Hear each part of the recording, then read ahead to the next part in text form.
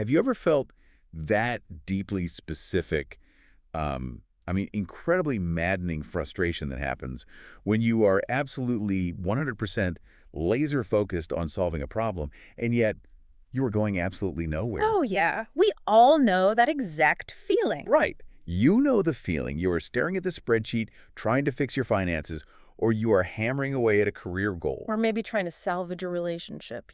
Exactly. And you are dedicating all your mental bandwidth to this one single objective. You are doing everything right, by the book. Yeah, you read the self-help articles, you wake up at 5 a.m. You drink the green juice. Yeah. But the needle is just not moving. The wall isn't breaking. It is exhausting. It really is. Yeah. You are just exhausted, staring at the ceiling at 3 a.m., wondering what is fundamentally broken inside of you. Right. But what if the reason you are stuck has absolutely nothing to do with the problem itself? That is a fascinating question. What if the solution you are desperately looking for is actually hiding in the 80% of your life that you are currently treating as completely irrelevant? Well, answering that requires a profound shift in perspective, largely because we are fighting hundreds of years of cultural conditioning here. Right, yeah. Since the Industrial Revolution, we have essentially been trained to think like assembly line workers. We are taught that intense, isolated focus is the master key to success. You break a problem down into its smallest component. Right, exactly. You isolate it, and you hammer at it until it is fixed.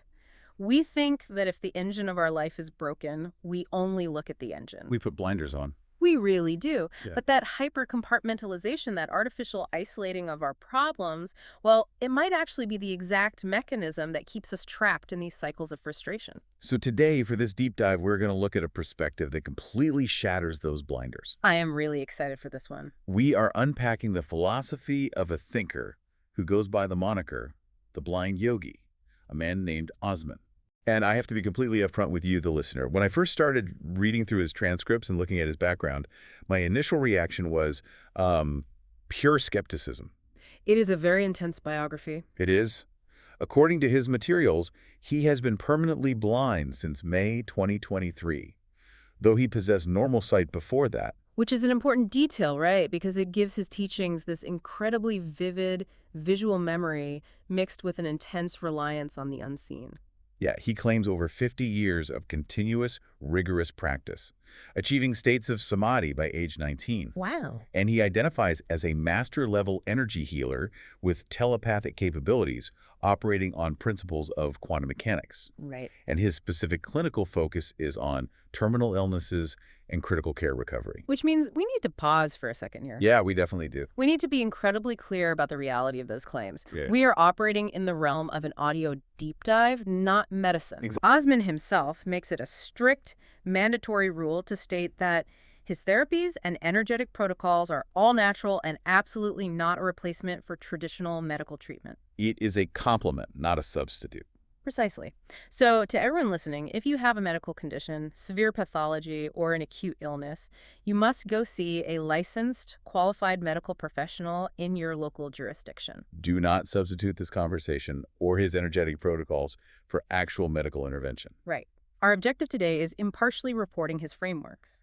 We are not here to endorse the metaphysical capabilities or validate the remote healing claims. Yeah, I am not here to debate quantum entanglement healing.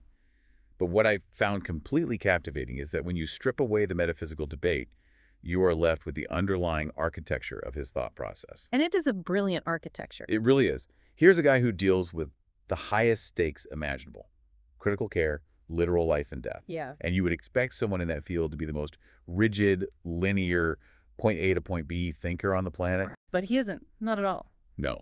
He has built an entire framework for diagnosing modern misery based on extreme interconnectedness. Right.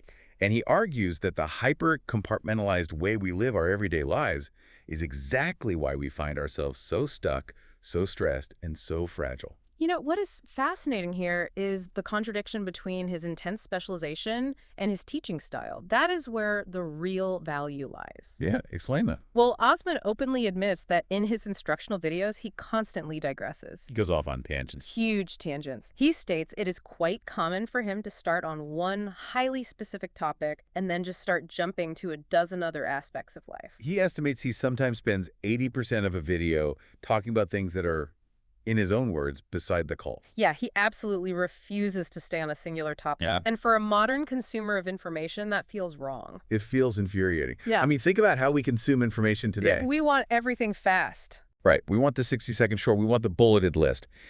If I am going to an expert for a problem, I want the targeted fix. Of course. Let me give you an analogy. Okay, let us unpack this. If I take my car to a mechanic because the transmission is slipping, I want that mechanic to put the car on the lift, look at the gears, check the fluid, and fix the clutch. That is the logical approach. Right. If the mechanic starts lecturing me about the aerodynamics of my windshield or the tire pressure or how the stitching on my leather seats is affecting my lumbar support while driving, I'm going to interrupt him. You are going to be annoyed. I am going to say, hey, focus on the transmission. That is what I'm paying you for. So when Osman is constantly chopping and changing topics, isn't he just alienating people who are coming to him for help? It seems like it, right? Why is this meandering a deliberate teaching mechanism and not just a lack of focus? Let us follow your mechanic analogy down the rabbit hole because it perfectly illustrates the trap of compartmentalization. Okay, let's hear it. Why would a master mechanic start talking to you about windshield aerodynamics when your transmission is slipping? Let us look at the physics. Okay. At highway speeds, if your vehicle has severe aerodynamic drag, maybe you installed a massive aftermarket roof rack or your front bumper is damaged. Right, creating wind resistance. Exactly. That drag puts a continuous invisible compounding strain on the engine. The engine has to work 30% harder just to maintain 60 miles per hour. Oh, wow, okay. And that extra torque requirement travels straight into the transmission, causing it to run hot. Day after day, that heat degrades the transmission The fluid. gears start slipping. Yep, the gears start slipping, and eventually the whole system fails. So the transmission didn't fail because it was a bad transmission. It failed because of the invisible pressure from the roof rack. And here's the kicker.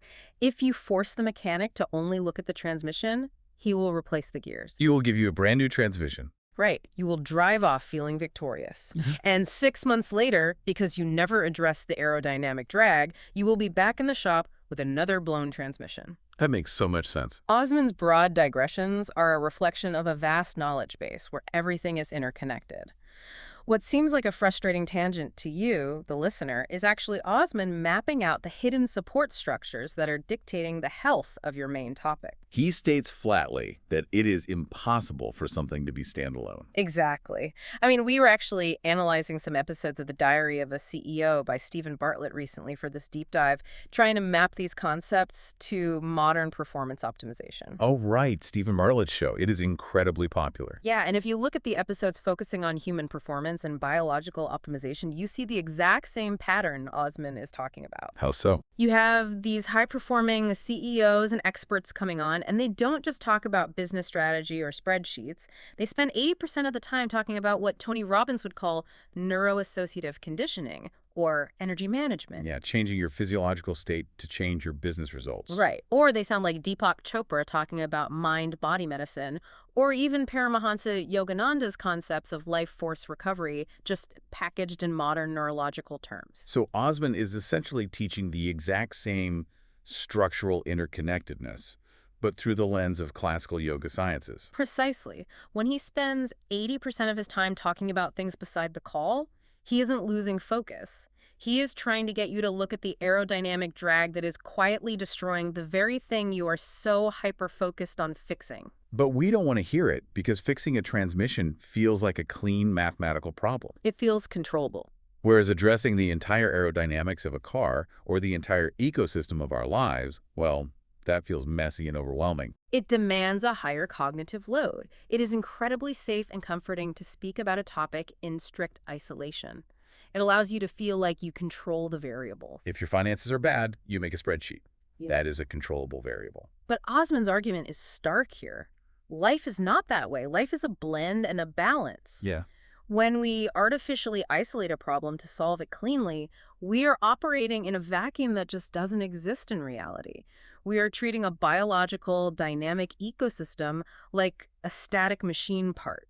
Which brings us to the most brutal, tangible application of this philosophy. Yes, let's get into the practical side. Because it is one thing to talk about abstract interconnectedness. Yeah. But Osman applies this directly to trying to get rich. Right. He brings up the specific goal of wanting to, quote, excel financially. And if there is one goal in modern society that is heavily compartmentalized, it is making money. It is the ultimate isolated metric. We treat wealth accumulation as a pure math equation completely divorced from our biology. And Osman doesn't deny the business mechanics. I mean, he acknowledges the standard requirements. He is not anti-business. No, not at all. He says, sure, if you want to excel financially, you have to set your mindset, you have to act on your plans, and you have to adjust those plans when the market changes. Standard, solid business advice. Exactly. But then he immediately pivots to the hidden dependencies. He says that alongside your immaculate business plan, you need tools to handle your stress. Yeah. You need protocols for your physical fitness. Yeah. You need to manage your nutrition. And crucially, he throws in that you need a robust social life.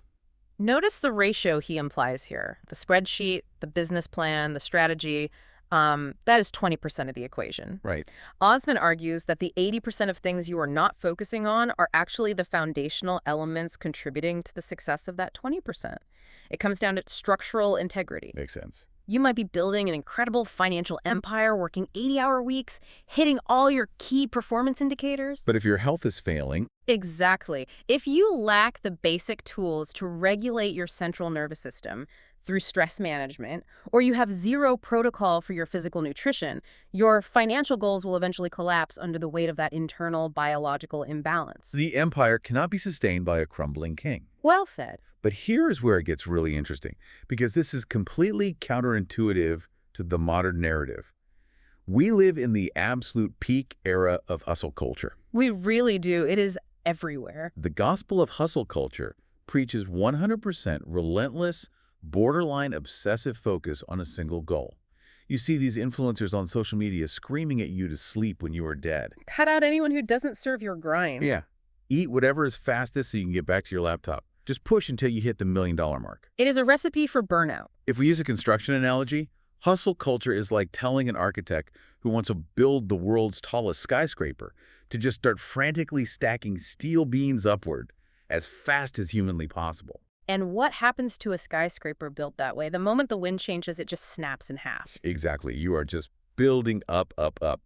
But Osman's approach says if you want a skyscraper that tall, you actually have to stop building upward for a very long time. Right. You have to spend 80% of your initial time and energy digging a massive, ugly hole in the ground to pour a wide, deep concrete foundation.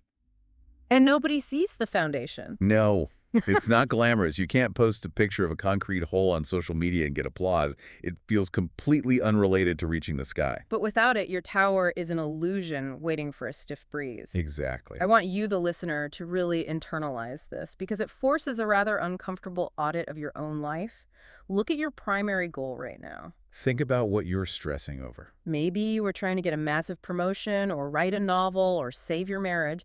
If you are feeling stuck and exhausted, Osman's framework demands you ask yourself a difficult question.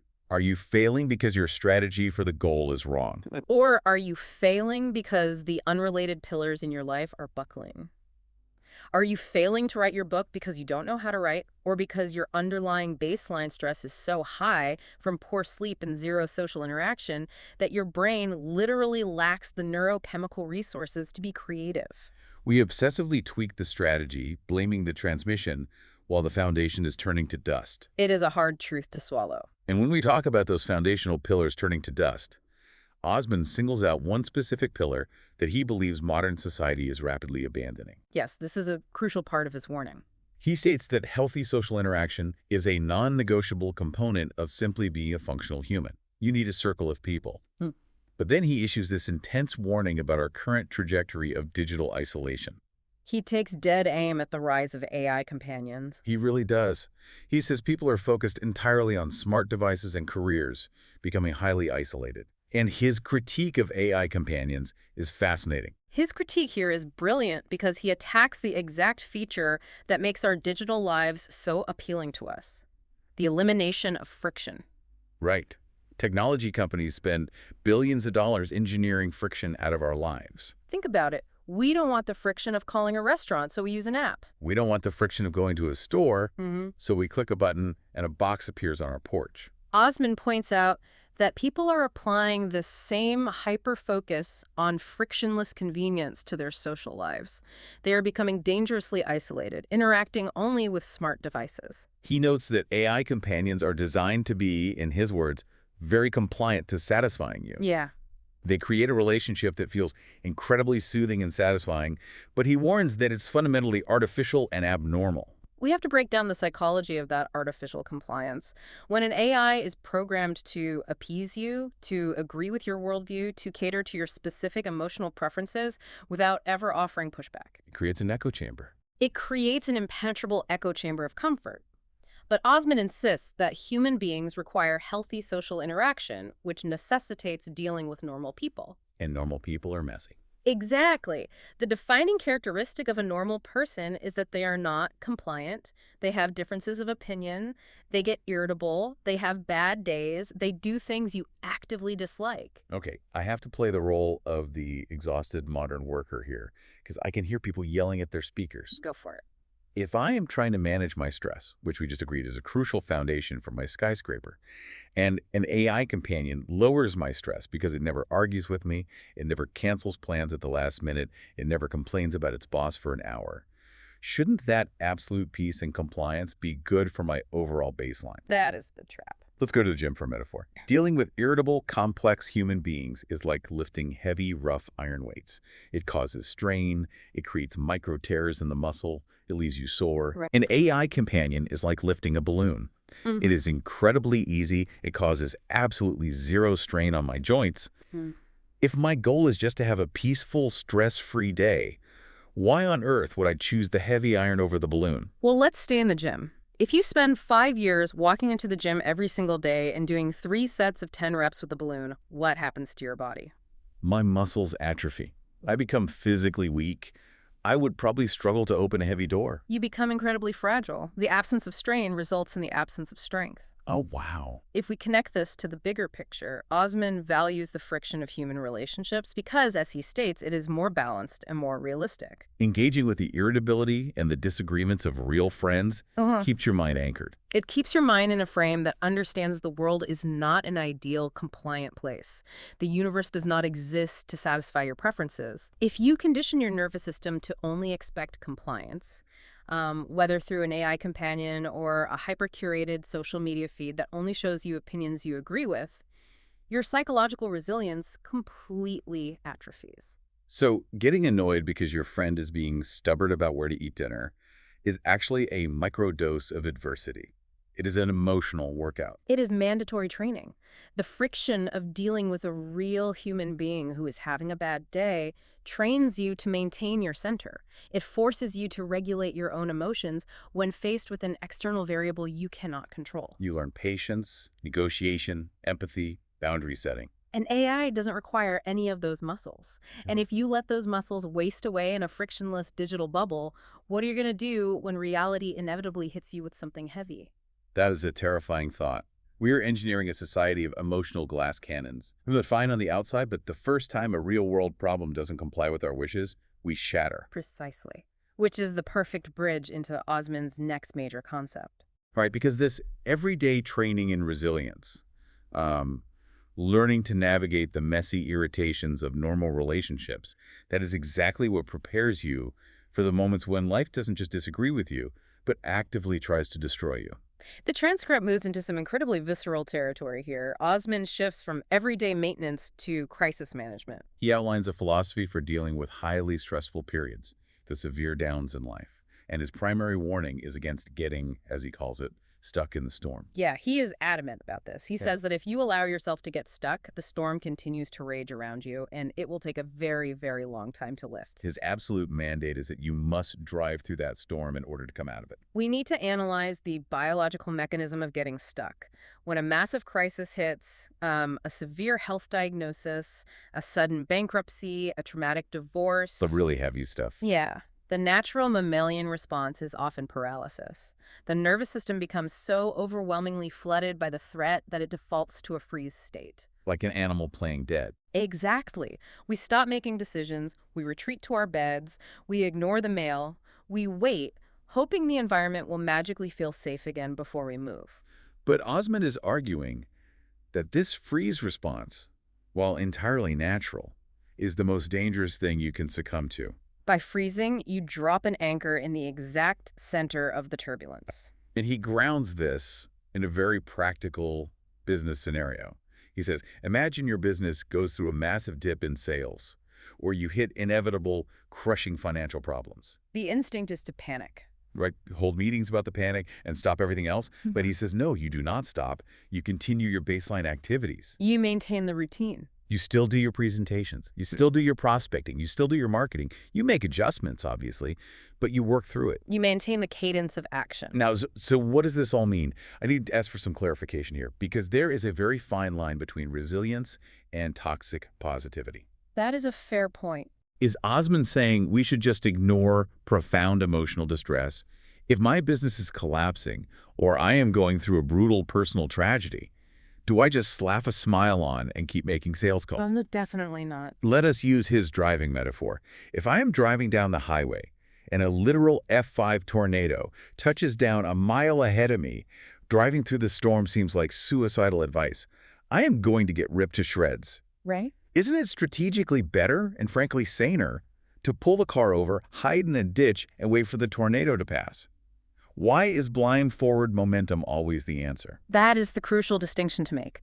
Osman is not advocating for blind denial, and he certainly isn't preaching toxic positivity. Remember his background. Where he specializes in critical care and terminal illness. Exactly. He understands extreme, unavoidable reality better than most. When he says drive through the storm, he pairs it with the instruction that you must remain centered and be able to surf the waves of life with ease. Surf the waves. Okay. Think about surfing.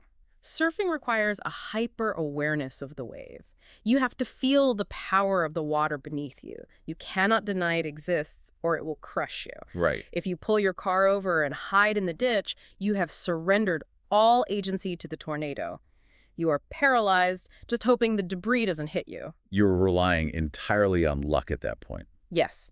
Osman is talking about maintaining momentum through your foundational routines.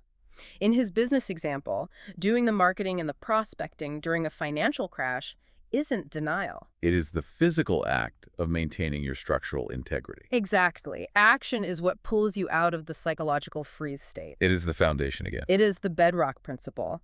Paralysis keeps you trapped in the emotional storm. When you force yourself to continue the baseline activities, even mechanically, even when you feel terrible, you are sending a neurological signal to your brain. You're telling it that you are still alive. Yeah. You are still alive, you are still moving, and you still possess a modicum of control over your environment. You make the necessary adjustments to the plan, as he notes, but you do not turn off the engine. You drive through the turbulence, hands firmly on the wheel, until you find clear air on the other side. Exactly.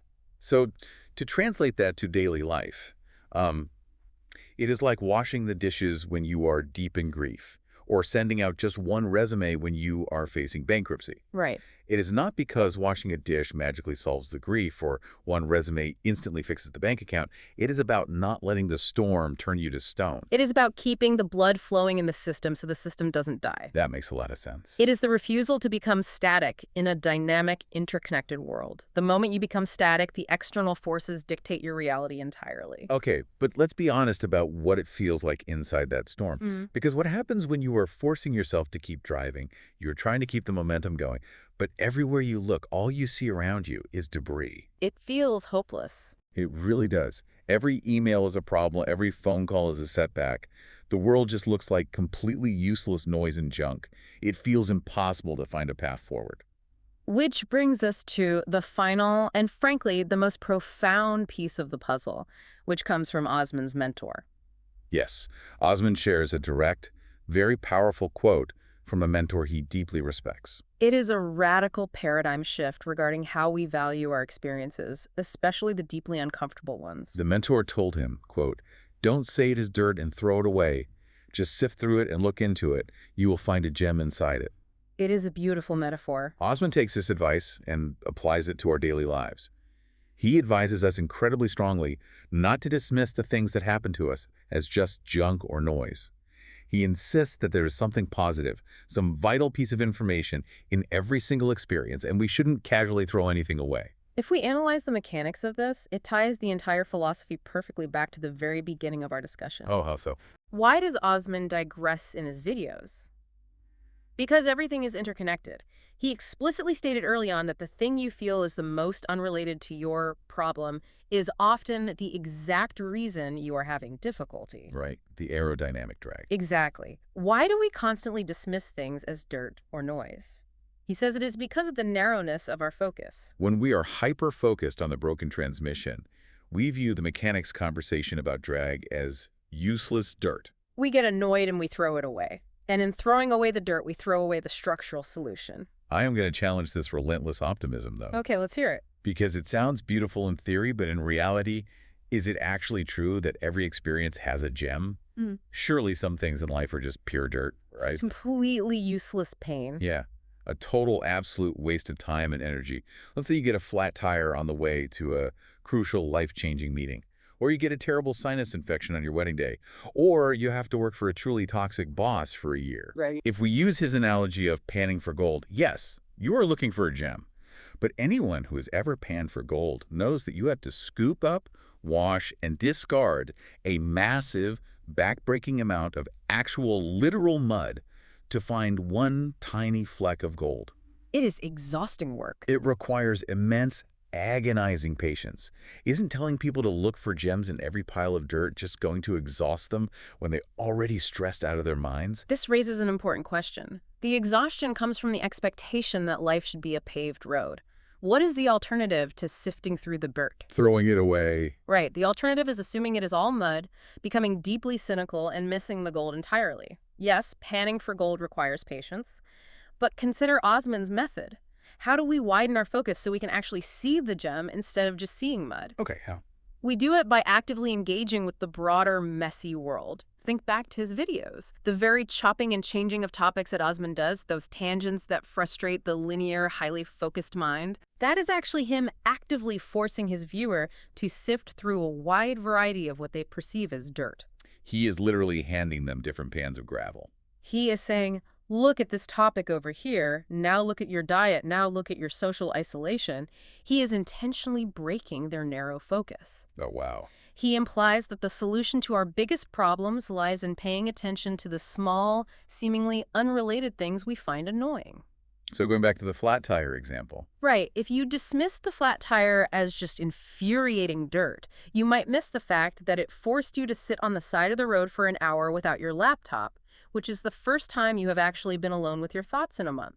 That is a gem. Or, even more practically, you miss the realization that your explosive, day-ruining anger over a minor inconvenience is the actual red flag. The anger is the data pointing to a burned-out nervous system, which is the real reason your career is stalling. The dirt is the data. If you throw away the dirt because you are too focused on getting to the meeting, you are throwing away the diagnostic data you need to understand the interconnected system of your life. The dirt is the data. And the hyper-compartmentalized mind hates data that doesn't fit its immediate, narrow hypothesis. Yeah, it is funny. I was thinking earlier about how much I hate when algorithms curate my movie streaming feeds or my music apps. Oh yeah, the recommendation engines? Right. They only ever show me things that look exactly like the things I already watch. There is no serendipity anymore. There is no friction. I never stumble across a weird documentary or an album from a genre I don't like. That is the AI compliance Osman was talking about earlier. It is the exact same mechanism. It is. The algorithm has hidden all the dirt. It has caved the road so smoothly that I never have to sift through anything.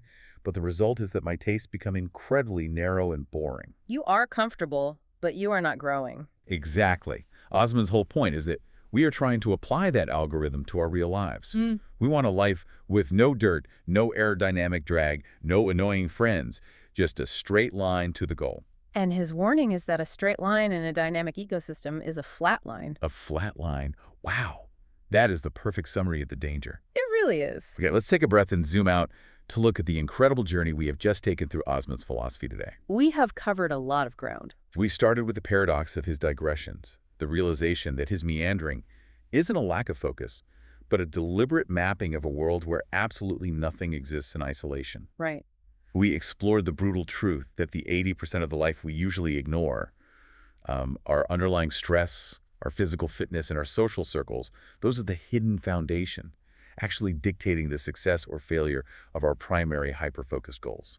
We then looked at the hidden dangers of modern convenience. We broke down how the artificial compliance of AI and digital isolation is actively robbing us of the necessary human friction. The disagreements, the irritability, the heavy iron weights. Exactly, the weights we desperately need to lift in order to build emotional resilience. And we talk about how to use that hard-earned resilience to drive through the massive storms of life via continuous baseline action rather than freezing and letting the tornado dictate our fate. And finally, we ended on the profound wisdom of his mentor. The mandate to stop throwing away our uncomfortable experiences as useless dirt and to widen our focus enough to sift out the hidden diagnostic data that holds the solutions we are desperately looking for. For everyone listening, the ultimate takeaway here is a radical shift in how you process confusion, difficulty, and tangents. Yeah. The next time you feel lost because someone chops and changes topics, or more importantly, the next time life throws a barrage of seemingly unrelated, frustrating problems at your feet, I want you to recognize that feeling. Don't run from it. Right. That feeling of being overwhelmed by the messiness of it all is not a sign that you are failing. It is an invitation. An invitation to see the broader picture. Yes. It is reality asking you to drop your hyper-compartmentalized, assembly line view of the world and finally see the dynamic, beautifully interconnected structure of your life. Which leaves us with a final thought for you to mull over today as you go back to your routine. I want you to visualize the absolute biggest obstacle in your life right now. The one causing you the most stress. Right. The one you've been staring at, losing sleep over, trying to force your way through with pure willpower. Got it in your head. Okay. Now, I want you to completely look away from it. Look at the periphery. Look at the periphery of your life. What is the most trivial, seemingly unrelated, annoying little piece of dirt in your daily routine that you have been entirely neglecting or complaining about? Find the dirt. Because what if that neglected, annoying corner of your life is the exact gem required to unlock the giant obstacles you have been staring at all along?